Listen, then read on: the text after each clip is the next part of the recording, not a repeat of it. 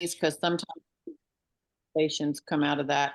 But, to your point, Eric, about your listings coming up and things not being in effect yet. With that being said, I do feel like we need to be having discussions with our sellers right now. We do need to start having those discussions and saying, look, this isn't really in effect yet. It's coming, right? So that you can have that discussion with them on how they do want to move forward and how they do want to handle that. And, quite honestly, I feel like we need to educate our sellers also, even when this does go into effect, on why they might want to still offer a commission to a buyer's agent. Don't they, want other agents to be bringing properties to their, or buyers to their properties?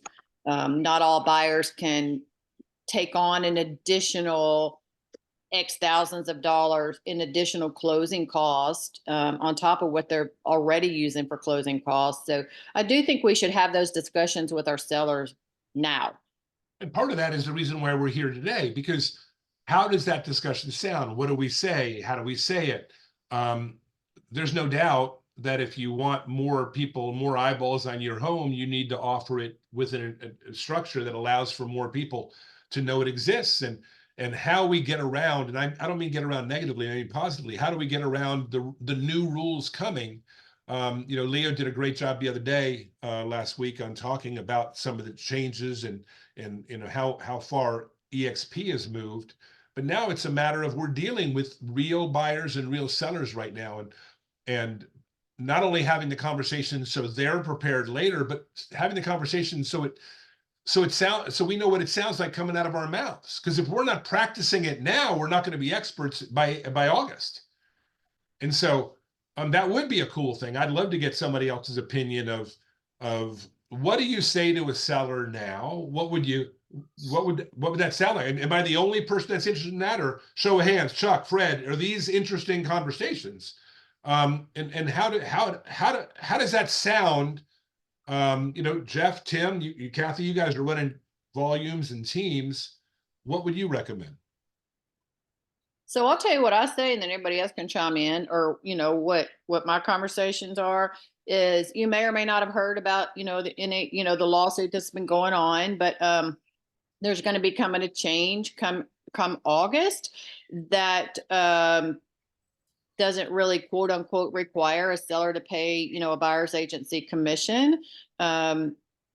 With this lawsuit, buyers are going to be responsible potentially for their own commissions. But here's what that means for you, Mr. Seller. Here's what that means for you, and what I would recommend, in going forward. And I would just say what I am doing is I have a copy of our MLS sheet, because right now it has in there how much a buyer's agent will be paid. I think we, all the way up through August and beyond, we need to have an old MLS sheet that shows what, at least for several months past August, that shows what a seller was paying a buyer's agent. So that you can say, look, this house was priced at 1.5 million. You can see right here, they were paying a buyer's agent X percent, whatever that percent is. Mm-hmm. That was all calculated and figured into to this price. So the commissions have always been negotiable. They've always been negotiable. We've always told sellers, our fee is this, and we're going to give this much to a buyer's agent. And it's the same now. It's, my fee is going to be X percent, and for myself, but I think, here's why we should offer, why I think we should still offer a buyer agency commission. Because buyers, if we don't, they're not going to have, most of the buyers in this market, they don't have the money to bring, to cover their commission and cover their closing cost. Mm-hmm. And you're going to cut down on your buyer pool by a lot. The sellers that are going to be offering a commission paid where the buyer doesn't have to, they're going to be the first house that's going to be seen by buyers. Mm-hmm. right I off the think a good conversation too is, like again, talking to the sellers, you want a buyer who is represented by a good agent. Because I mean, this deal that we're going to put together, if they're just out there on their own and, we're not going to work with an agent, that kind of stuff. I mean, there's so much that can go wrong in this deal, whatever. And I'm here to represent you, whatever you want to get your home sold and you want to get as much money out of it as you can. You want to get it sold as quickly as you can, as pain free as you can. You want the other side, you want this to go smooth. If you want headaches nonstop along the way, let's find a buyer that doesn't have representation, has no clue what they're doing, whatever, on their own. I mean, it's going to be it'll be a nightmare getting through it all. I think there's so much value that a buyer's agent brings to the table as they represent their buyer, and to have that kind of conversation with the sellers, and here's why it's important, whatever. Tim, can you share that story? Because you had that one, that was a good story you shared about the client that you had that didn't want to pay a buyer's agent. And can you tell that story again? Because I even want to use that story when I'm meeting with sellers, like, let me tell you about a friend of mine in Louisville. We all work together. Here's what happened to recently with him, with some clients that he was working with. Can you share that? Yeah, absolutely. Before I do, I want to ask you a clarification question. How can a buyer be unrepresented if a buyer is required to sign a buyer brokerage agreement to see a property? Is it even possible that a buyer can be unrepresented?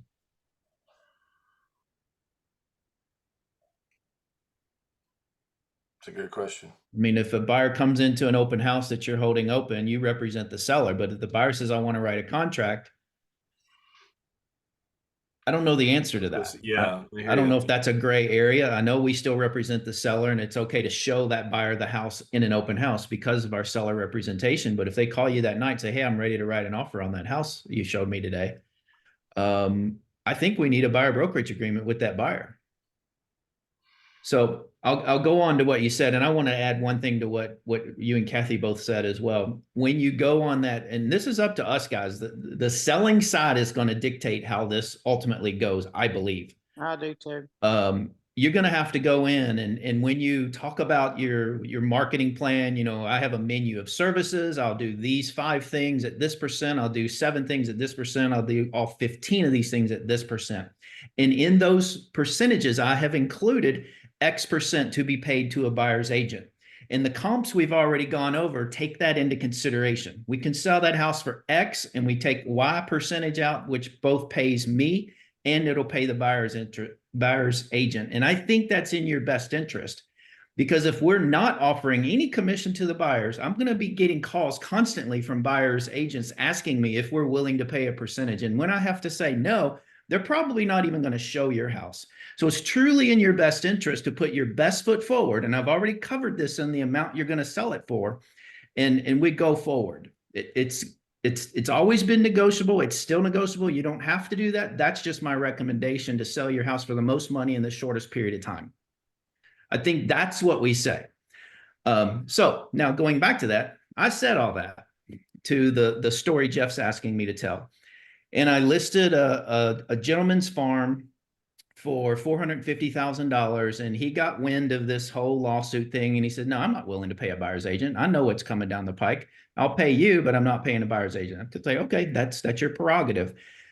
Before we do this, you understand, right now we have a field in the MLS that says buyer brokerage compensation. I have to put a 0 there. So that might mean that a buyer's agent's not even going to show your property if they know they're not going to get compensated if they do. You're okay with that? Yeah, I'm fine with that. Let the buyer and their buyer's agent work that out between themselves. So we move forward. I showed the property one time in about 4 months, finally showed it a second time, and in roughly month 5, because I listed it, actually, it's probably longer than that. I think I listed it last November or December. But anyway, we got an offer. And the agent first wanted me to put in writing to them that your seller will pay us X percent commission. I said, no, I can't do that. My seller's not authorized me to do that. I said, if you expect to be paid, then what you need to do is write that in your offer that you write to my seller, and I'll present it.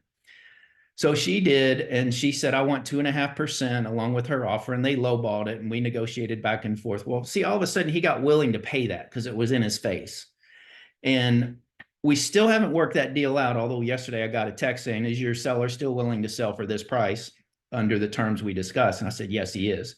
So I think we'll work it out. But in that process, my seller and I had this conversation. I said, listen, we talked about the NAR lawsuit back when we listed. You didn't want to offer a buyer's agent commission. Now you've agreed to pay 2.5% to the buyer's agent. What I think we should do are two things. Number one, we should lower the price to this number, since I now know you're willing to sell it for that. In fact, let's bump it 5,000 to still give us a little bit of wiggle room. And let's offer a 2.5% cooperating buyer's agent commission, since I've also learned that you're actually willing to pay that too under these circumstances. And of course, he's gotten more motivated as time has passed. And he's realized, yeah, we really have only shown the property twice. And gosh, I would have thought we'd shown it twice a week. I said, this is probably why. I said, I don't know that for sure, but I think this is in your best interest to lower the price and to put the commission publicly that you'll pay 2.5%. He said, okay. Yeah. How much quicker could it possibly, and we don't know, nobody has a crystal ball, but what if he'd have put that in at the beginning? Exactly. The price at the beginning, whatever, because, I think I always try and tell sellers too, like, look, the longer this sits here, let's say you sit here for 4 months, you're paying 4 more mortgage payments that you're not going to get back. Mm-hmm. I mean, that's just money going out. I mean, 90% is going, how it works. It's interest, whatever, most of it. You're not taking down $3,000 a month in your principal. I'm going to get that back at the closing table. It's costing you more money every month it sits here. You think you're saving all this money. You're not. I do that as well. When you tell them your mortgage payment's this, your taxes is this, your insurance is this, your utilities is this. And I mean, you want to be with the grandkids next month. You've told me, I mean, if it sits here 4 months, it's going to cost you $20,000. The real estate commission is only 16. Yeah. Yeah. Those kind of conversations. Let me add something. Go ahead. Yeah. I was going to say, I literally use these words with my sellers all the time, like pricing your home correctly, for what we think it's a dance, because we want to maximize the price, but we don't want it to get shop worn. We don't want it to be sitting there for too long. And so when I price a house, I'm like, two things. I always tell my sellers 2 things. If we don't get, but 1 or 2 showings in the first couple of weeks, we're priced too high. We need to lower it. On the flip side, if we get 10 or 12 showings, legitimate showings, not open house showings, and we don't have an offer, we're priced too high. We need to lower it, because that's the feedback from the marketplace. And what we don't want to do is wait too long to lower it. So I had this conversation right out on the listing with the seller, is 2 weeks in, we're going to evaluate it, because you don't want it to sit there 4 months. On top of all the stuff Jeff and Tim just said, it's going to look shop worn, and you're going to be more motivated. Buyers are going to think, what's wrong with the house, even in this market, because houses aren't sitting on the market for 3 or 4 months. So if your house is sitting on the market 3 or 4 months, buyers are going to come in and think you are more desperate, and you likely will be at that point, and they're going to lowball you more. And so it's this dance with, getting the right price. And that's where you have me and my 25 years of expertise. And I'm going to guide you through the dance, and I'm going to give you my professional opinion along the way. And that's just how I start the conversation on the front end. But I set them up like, look, the market's I always say the market is ultimately who dictates the price, not me or not you. It's the market. And it's my expertise that's going to help you interpret what the market's telling us. With that, just real quick, Eric, and I'll let you get I have that same conversation. If we're getting a lot of showings and no offers, this is what I've learned over 22 years of doing it, you're 1.5% to 3% off. We do that adjustment right there, and you're going to get an offer. If we go 2 weeks, you've had 1 showing, you're 3 to 5% off. We need to get this price right, and we need to do it quickly. Let's let it go another 30 days and see what happens. Why? So you can have another 1 showing? Like, there's no point in that. Like, you're wasting your time, and it's costing you money to do this. And we have that talk up front. Many times I've had that worked out at the listing, when we're in that presentation, they're ready to sign the paperwork. I've put price adjustments in the additional provisions on the listing agreement. So I don't even have to call them. If we have this many showings by this date, I mean, it's just all in. We talk about that right there when we're getting it, and they sign off on it. So I might let them know, hey, just so you know, we lowered the price today per the agreement that you and I had, whatever, and it's a done deal, and we'll just get it sold. So Eric, I know I jumped on you. Yeah, no, I'm glad. Two things I want everybody to notice. Number one is you've just heard from 2 or 3 sophisticated 20+ year agents, top of their market, and they're not confused by what's going on, but they do things a little differently. So you can do things a little differently. What you've got to decide is what you want to do. And so the second point I want to bring out is I picked up some things here. Again, I'm the marketing oriented person, not the real estate oriented person. Kathy, and anyone else, I would never personally mention the word lawsuit during a conversation. I would say there's been an agreement made between the MLS and all the agents and all the big companies that's changing the industry. And what they're doing is they're now deciding to let our conversation be a clear conversation on how to sell your house. And right now, the way it's been proven is 90+%, 95% of all agreements that are made are going to be made between me representing you as the seller and some other agent representing the buyer. 95+% of all deals are being done that way. And so what we have to understand is we need to make sure that we do offer a buyer's agent something if you want people to see this house. If not, you're going to get significantly fewer people coming through, therefore normally a lower price. So I'm going to recommend that we offer an agent that brings a buyer, the same thing we've been offering them. So be prepared to do that. And I think that's a way to move through without scaring them with big words and letting them and giving them the idea, because this is a true statement. 90+% of all deals are made with an agent on both sides. And so this is the answer to what they're looking for. Look, we need to make sure we take care of that agent, whether we list that number in some way in the agreement, or we're prepared when the buyer sends in an offer that there's a percentage that goes. Let's do the math with that, because that's the way 90+% of all houses have been selling, which is, again, a true statement. They don't need to know that 90% is because of the way we've been doing it. They just need to know that 90% is the way it's been doing it. So again, just from the outside looking in. And I think what you're saying there, Eric, and what you said, Tim, too, it reminded me, like when because I've got a couple listing appointments probably gonna have next week. When I go into these appointments, like I'm gonna bring comps, of course. We're gonna talk about the price, all that stuff. But I'm going to bring like the full page at comp where I can actually show them, look, and this one paid 3%, Right. this one paid 3%, this one paid 2.5%. Like every one of these that sold, they all paid a buyer's agent, just to have that ready if it comes up. Now, it might not even come up. The problem right now, I think there's so much misinformation. I mean, the day that thing all came down, CNN and all these, real estate done forever. I mean, it's like these headlines are, and some people pay attention to that and some people don't. But there is so much misinformation out there right now where I think we got to be ready to have those conversations and just guide them through that, Yeah, but remember, misinformation is amongst us who are in the real estate industry and the people who are right now thinking about real estate. But next month, the people are going to sell next month. They didn't hear what happened back in November, October. Mm-hmm. They didn't hear what's happening last week. Right. And they're not going to do heavy research. That's why they call their realtor. So if we minimize it for most, and we answer the questions for those that are hysterics, then we're in better situation. So, hey, there's been a new agreement made, right, to make it easier for everybody to have more control over what's going on. And you as a seller need to understand 90% of all sales normally have been made doing it this way. We're just going to do this a smidge differently than we used to do it in the past. That's all. Real simple. And if we go deeper down the path, we go deeper down the path. Tim. Thanks, Eric. I agree with your marketing comment, and you don't have to mention the lawsuit. Talk about it however you want, but don't mention that word. Couple things. You all have made a couple comments about August. What I've heard is July, the MLSs are going to have this implemented, even though it's not agreed to by the DOJ and whoever's putting the rubber stamp on that. They've already preliminarily said, yeah, this looks good. It looks like we probably will approve it come November. But I believe on July 17th, the cooperating agent commission field in the MLS will disappear. Go away. Some are already doing it. Some are already doing it, is right.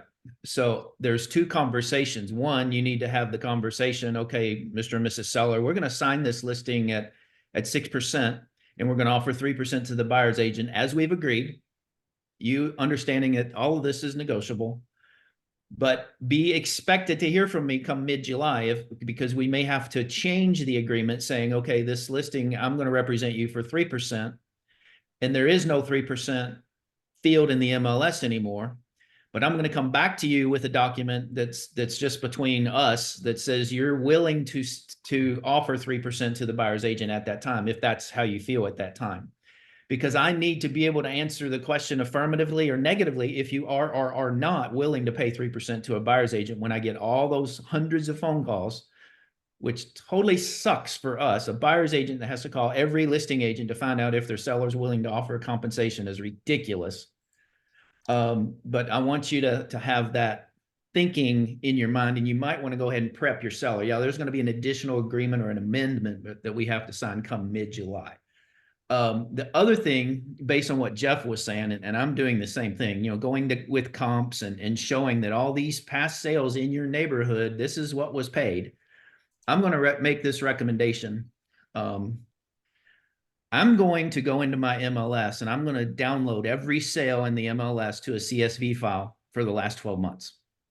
I can sort it later by subdivision. I can pull the data out that I need, because I believe when the MLSs take the co-op field out of the database, we're not going to be able to see in the future what those compensations to the buyer's agent were in the past.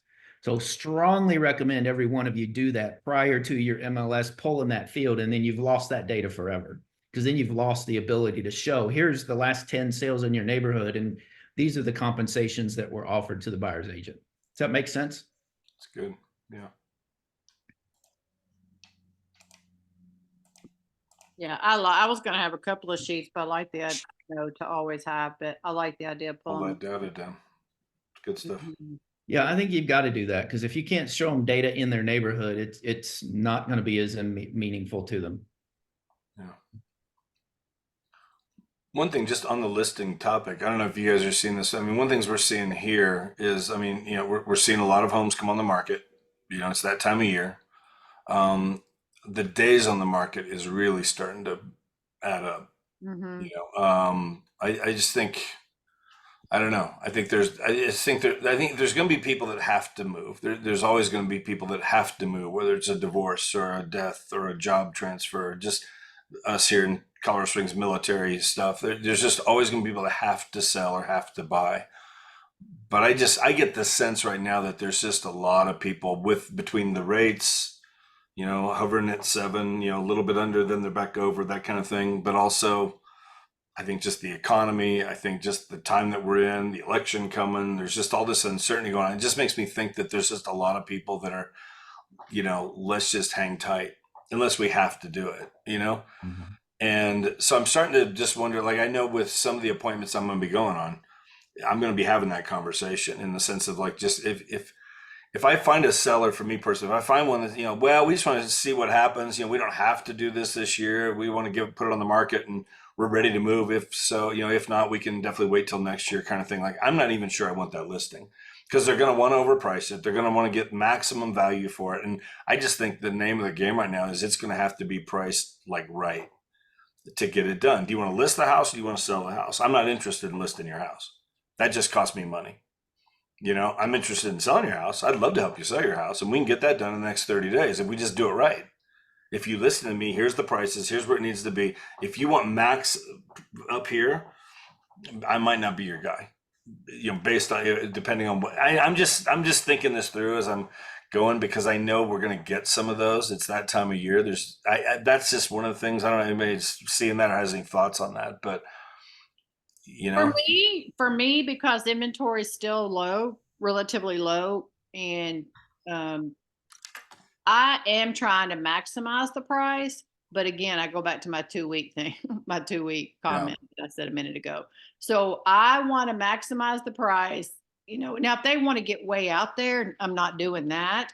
But I still do try to push what I think the top of the market will bear. And I might even push it a tad bit beyond what I think it'll bear, because the whole supply demand thing. Inventory is just still low.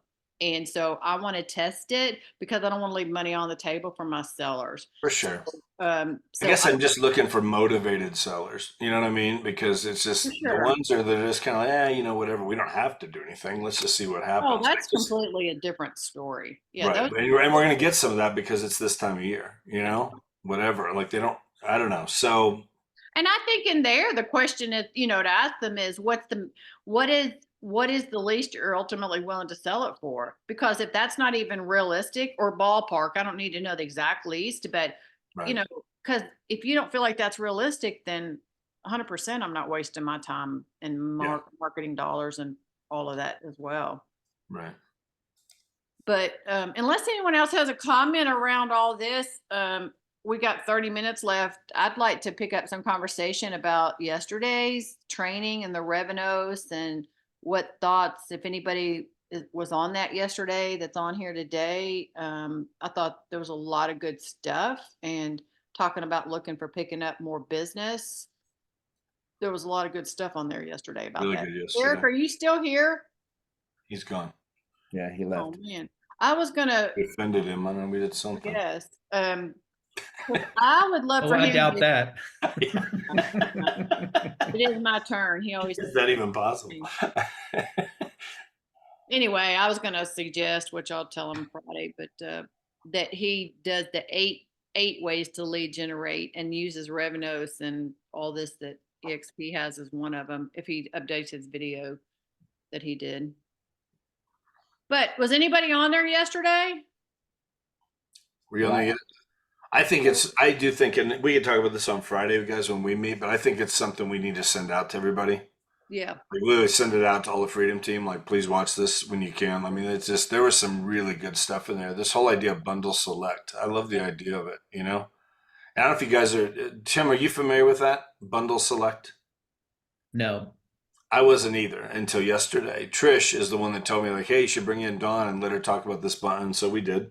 It's a program that, you know, Bundle Select is a company that EXP bought about a year ago. What they do is they go into like a company, like, and again, there's a guy. So for example, there's a guy in Ohio, EXP, he had a contact at Progressive Insurance. So he goes in, talks to them like, hey, we can help your employees whenever they need to make a move. It's not a corporate reload thing. It's just they can make a move across town. It's just any of your employees when they move, and they can get it's a 20% discount is how they work it on all of their fees and costs in that sense. So there, it's almost like getting a referral. Like there's a referral fee essentially that we're paying, but you become like, he's like the go-to agent now for all of Progressive Insurance in Ohio where he lives. Okay. So if one of those employees and they want to work with him, it's like a 25% fee, something like that. 5% goes to pay revenues, 20% goes back to the clients in terms of their commission costs. So it comes out, but he gets the deal. So now they're not obligated to work with him. They can still pick any realtor they want, but on Progressive's website for their employees and stuff, here's this whole page that Revenos put together that just talks about all the benefits of working with this guy, Matt, and EXP Realty, because you're going to save all this money when you make a move. Now, here's the plus for him also is because it's corporate, you know, everywhere across the country, goes out to all 35,000 Progressive employees across the country or whatever it is. I think she said 35,000. So let's say he's in Ohio. Let's say there's a guy in California, Progressive, that wants to make a move and goes with this program. They'll connect him to a Bundle Select certified agent in California if there is one out there. Now Matt gets it's a 30% with that because Revenos gets 5%, the clients get 20% back, but Matt also gets 5% because he's the one that got Progressive hooked up with EXP. So for every deal that any employee of Progressive would ever do using EXP and Bundle Select, Matt gets a 5%, you know, kickback on it, referral fee. Is it up Yeah. to Matt, Jeff, is it up to Matt to then contact every place Progressive has? No, because you said there has to be a certified EXP agent. What if there's I not think one? Revenos does. Revenos does all that. Dawn and her team, they do all that. Mhm. Okay, They handle all that piece of it. Yeah. Okay, when that corporation's landed, wherever locations they're in, Right. they're gonna make sure we've got agents in every one of those. But she markets. made the point, like you could go to just even local companies. You can go to like a school district. You could, all the teachers and every in that school district, they could take advantage of this program. You just become you get a better shot of getting the listing or the buyer, or whatever, because they're going to make a move and they're going to get a discount if they work with you. So it's almost like so you could do it with a company of 10 employees, you could do it with a company of 100 employees, you could do it with a national company. Whatever. There's just so many. There's over 100 companies that have applied so far and gotten this. So she made mention then that like there's like last year they did through Revenos they did 23,000 referrals last year. We're at 20,000 right now for this year. We'll more than double probably what they did last year because of Revenos. So that is so here's corporate relo. Revenos covers relo, corporate relo, REO, Press offers. things. But Bundle Select now is part of that, and you can become a certified Bundle Select agent. Now, if you apply for that and do that, it's $1,000 a year to be part of that program, to be that agent. But again, if I can, pick up even one deal, it more than covers that cost. If I can get multiple deals from that local company because I become their preferred agent in that sense, because they're going to get a discount, like I'll gladly give up 20%, or 25%. It's like a referral fee you're going to pay to anybody anyway, But now you're picking up, 8 deals from that company. So yeah, it's just one of those things that got me thinking, like, man, just local companies to go to and reach out to, because it costs them nothing to do it. It's just an advantage to their employees and something they can talk about. They create the website, everything for them. It goes into their website. It's an interesting program. Really, really good. Well, and then you've got, I don't remember, was this under the Bundle Select or is this under the Affinity, or I was a little confused. I got to go back and watch. But then you got the whole, if they're buying, and you've got the whole Success Lending. So then if they go through that, they get additional. It's an additional savings they get. Yeah, if they go through Success So Lending. there's a calculator type thing that says, okay, if I'm buying a $400,000 home, this is my loan. This is what I get from the realtor side. This is what I get from the lending side. And so, but I think that was the Affinity piece of it, which is all under Revenos. So anyway, it's worth going back to look at. Really It's good. worth us having as part of our presentations when we're talking to other agents, something about that. Look, just this year we've had 20,000 referrals given out. Last year we did 23,000. This year we're on pace for 40,000+ referrals to be passed out. That's a huge thing to be able to say. It's also a huge thing again for us as agents when times are tough and you're looking for business. This is a great lead source. All these different platforms under Revenos that we need to make sure all of our team and our agents know about, and that they're all certified in each of the ways if they, are looking for more business. Yeah. Chuck, And the you said you certifications were are all on there. free. You were on there. What questions or thoughts, or what were you thinking through that? Weren't you on there? Yeah, I was on there, and it definitely opens up a lot of possibilities. I was with Century 21 for many years, and we did, our particular office did so many reloads. It was unbelievable. But because it was a family owned Century 21, we never got the good reloads. So in this situation here, if they are with a company that does a tremendous amount of reloads, but they never get them, this opens up a door, for more leads. Absolutely. And another thing that may be real helpful as a group, as we go out and talk with people about this Bundle Select, we can also share what's working, what's really allowing them to want to change, want to hook up with this. I think that would be very good for us. Yeah. Some good stories, some good testimonials. I do think it's something I want to add into at least one slide into a, like a presentation as I'm showing agents EXP.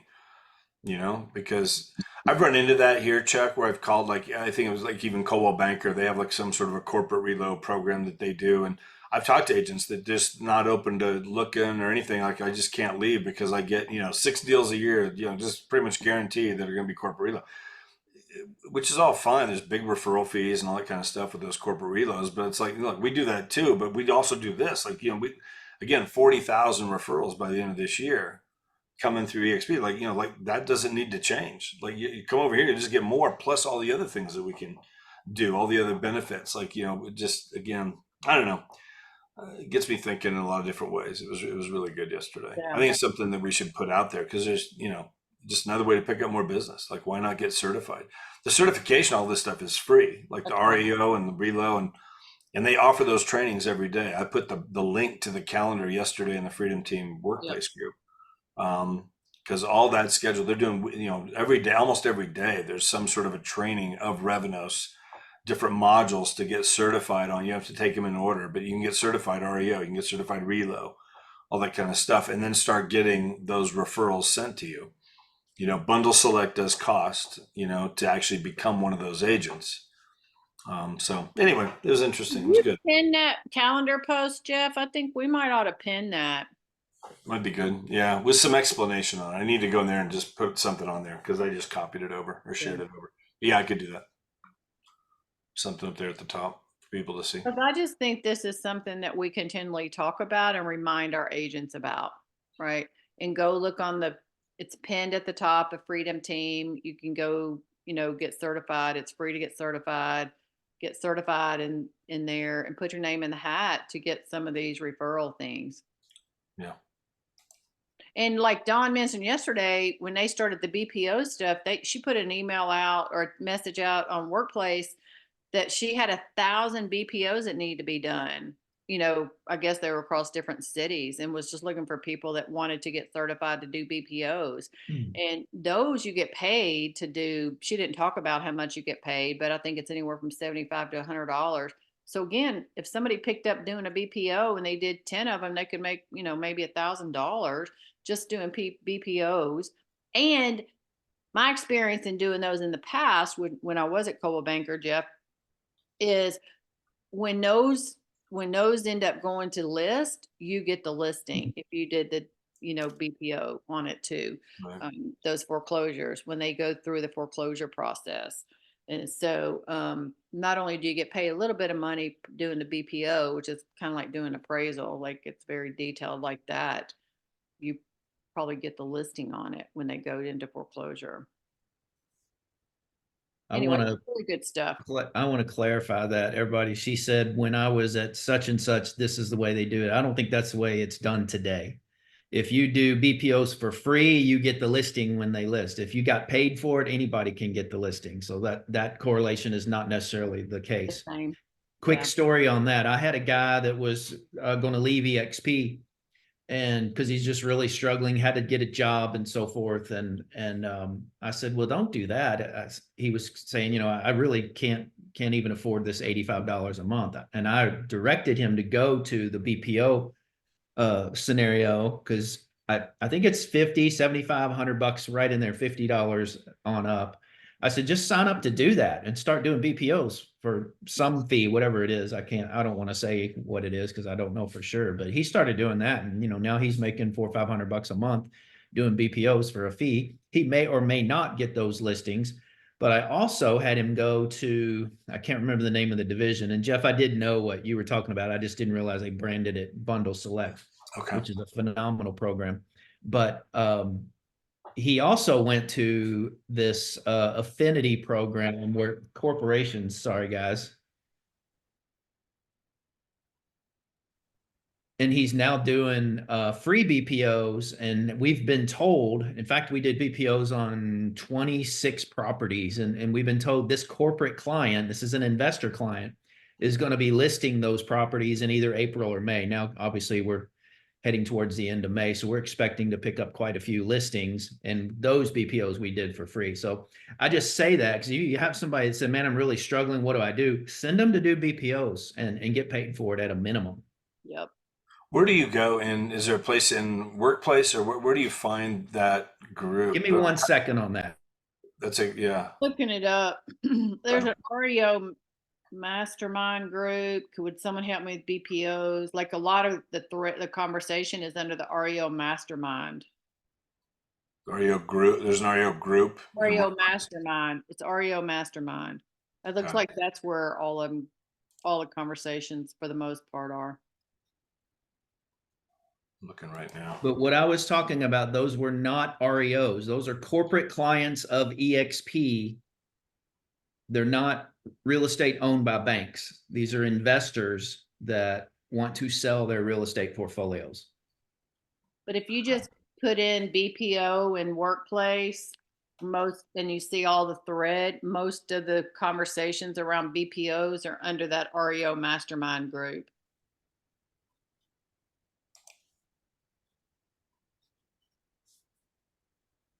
Because the BPOs many times are people that are going to foreclosure. So I think they maybe just group them all under there. Like if I'm just scrolling down,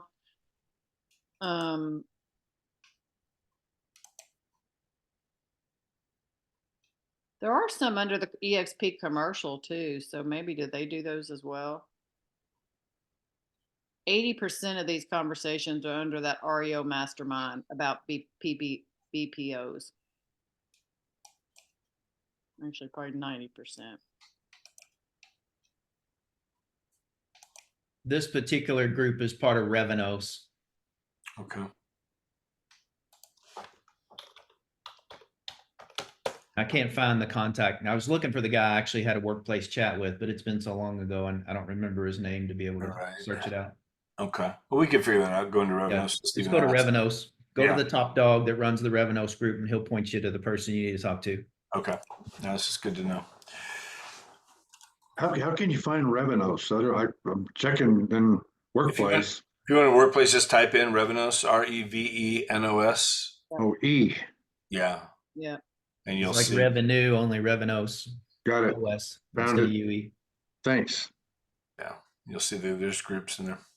And Revenos is the umbrella that covers all. And then so you got, like, if you go there, it has the EXP Affinity, the Reload, the Relocation, Express Offers, Making It Rain. All of that is covered. And now Bundle Select too, I guess. All of that's covered. And then each of those have their own individual groups as well. I'm kind of interested to see what changes they've made to Make It Rain.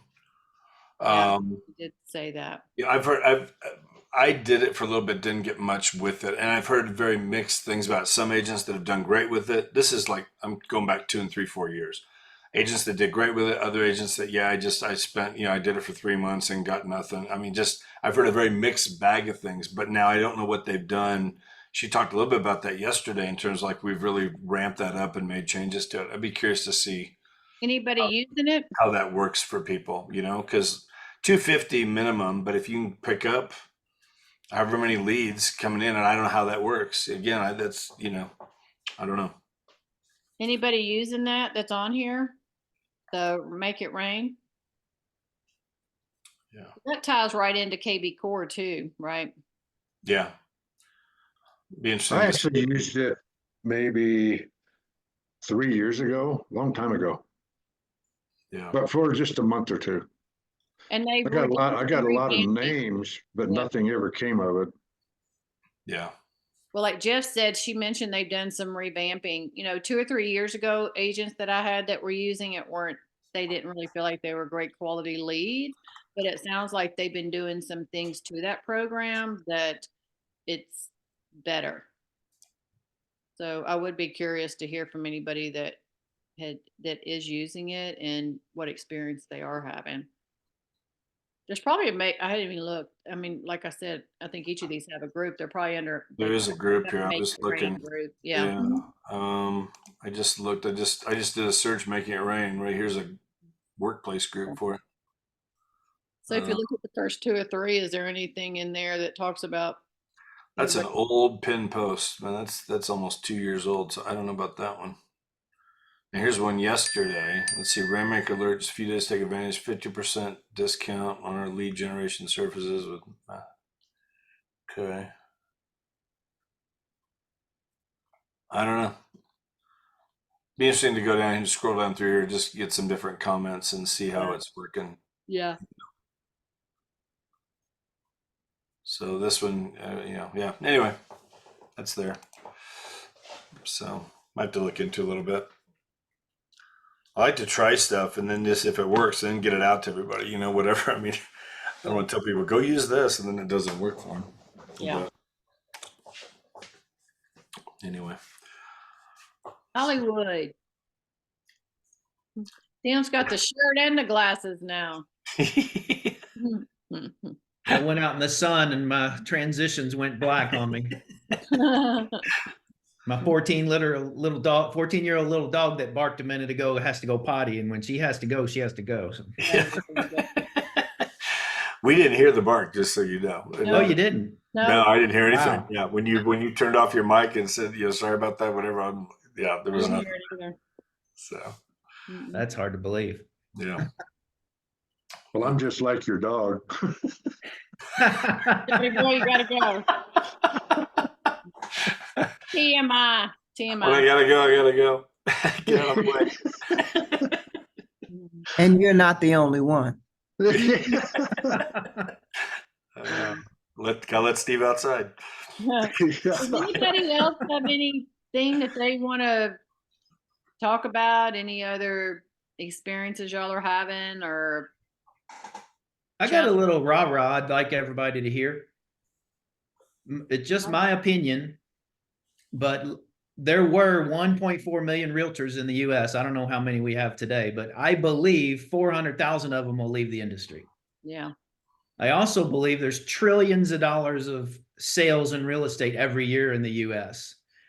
And the million of us that are left to have all that business are going to make more money, not less money. So do not stress on all this stuff. Yeah. Like Jeff said, there are people that die, get divorced, have new babies. That's diapers. I forget there's like 5 Ds, but divorces and marriages and diapers and retirement and relocation. I mean, those people have to buy and sell. And less agents are going to continue to do that same amount of business. Because when they have to, they have to. It doesn't matter about rates or inventory or anything like that. So Yeah. If you can focus your verticals on that, that's even going to be more pertinent to you. So I just want to leave with that. Yeah. Dawn shared this yesterday as part of her presentation, Okay. and it's good. 27 to 28 million people move every single year.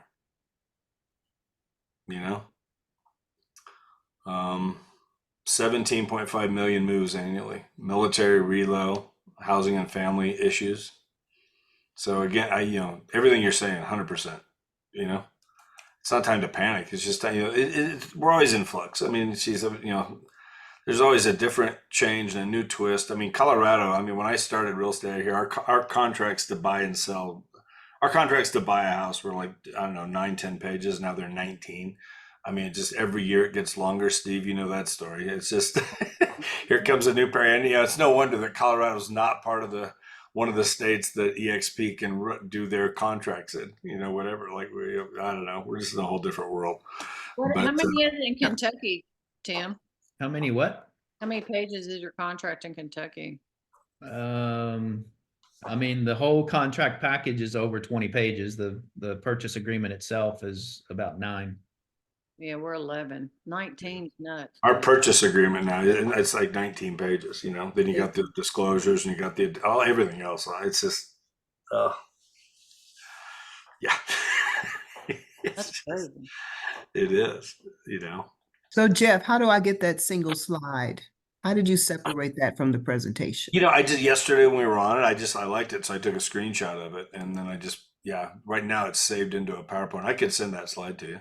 Would you mind, please? Yeah, for sure. Here, let me Thank you so much. do it real quick. Yeah. Let me just say, I'll do this right now. I'll post it here in the chat. Let me do that. And you can just take it.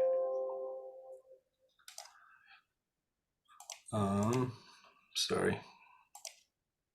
Let's see, can I add that?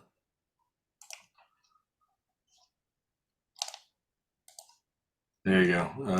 There you go. It's in the chat. So you can just download it right there from the chat if you want. You see that there, Patricia? In the chat? Yep, got it. Okay, cool. All right, well, I should go clean up. I got things to do. Haven't had a shower yet. Came on and didn't have his hat on. He's like, oh Still my my. pajamas. So, anyway. All right. Oh, you guys are much. Too much. Anything Okay. else, anybody? Anything else from Thanks for being anybody? on. It's good today. Good discussions, as always.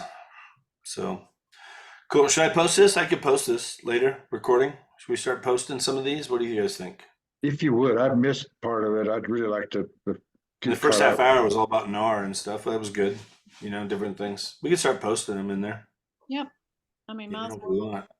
Somebody listen. Okay, thanks. So, get it up there. Cool, cool. All right, guys. All right. Y'all have an awesome day. Thanks, everybody. Thank Thanks, you. everybody. Good seeing y'all. Bye. See ya. y'all.